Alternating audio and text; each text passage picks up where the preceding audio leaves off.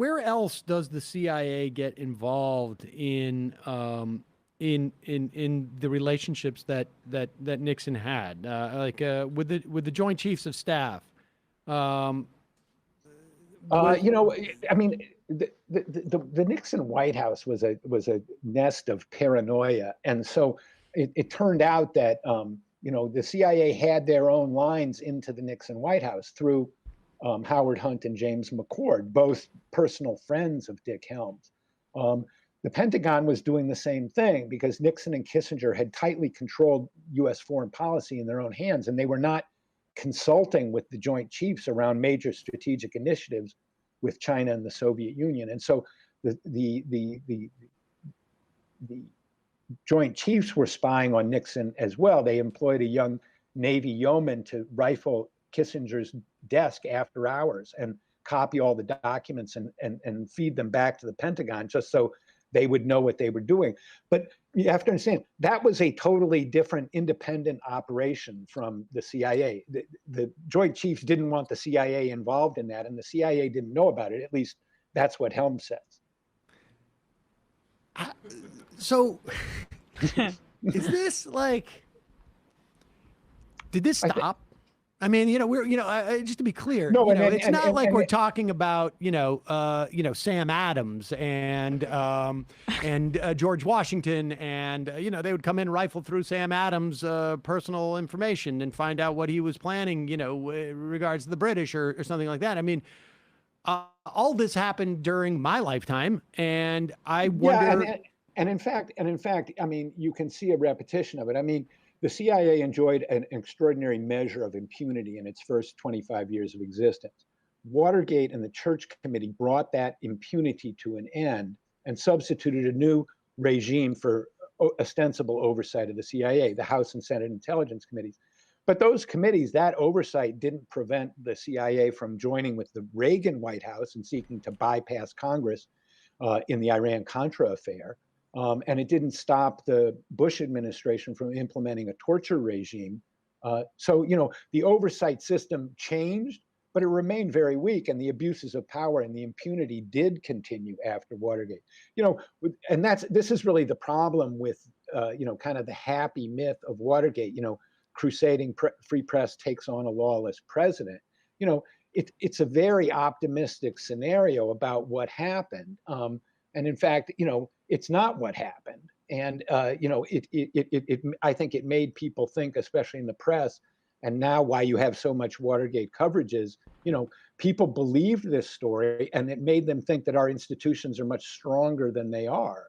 And now we see that they're not that strong, and that the unusual set of circumstances that led to Watergate and the subsequent investigation of the CIA are not really in very strong position to, resist the authoritarian movement that we see gathering right now. I mean, and we should also say that, like you mentioned the torture regime. Everybody involved in that torture regime is either now, served as the director of the CIA or is, feted on television. I mean, there was no accounting for that, regardless of the administration, the subsequent administrations. Yeah, and I would say, this story about how the CIA had a much greater hand in Watergate is a cautionary tale of how the CIA's hand, can be hidden in major events and completely escape any kind of accountability at all. That's what we can learn from this. So what are the major, what were there areas that the Church Commission sort of avoided, or committee, I should say, avoided, or the Watergate investigators sort of consciously avoided?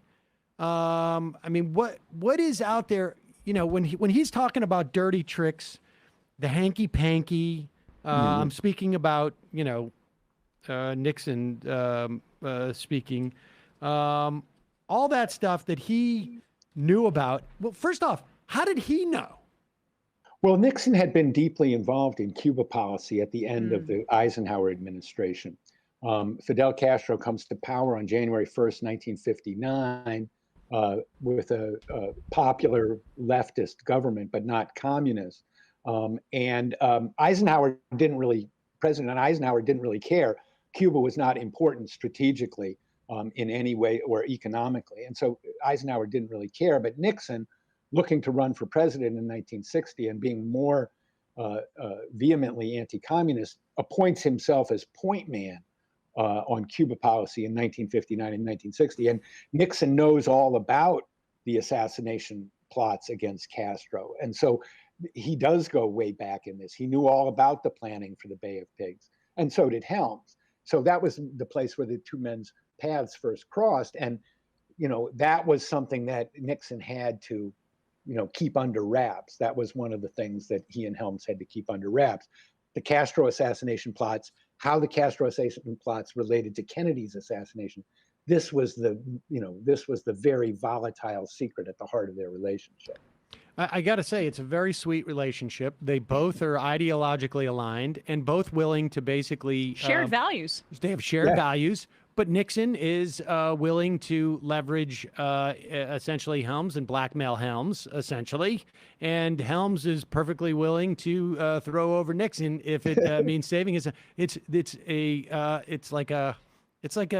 a very sweet relationship between the two of them. The two wicked Richards. Yeah. I mean, two very devious, calculating men, friends and enemies at the same time. And this plot to assassinate Castro, obviously unsuccessful, is, and I'm returning to this just because I think it's such a key point, the failure to continue to pursue that path during the Kennedy administration as Castro kind of consolidates his power and is less vulnerable.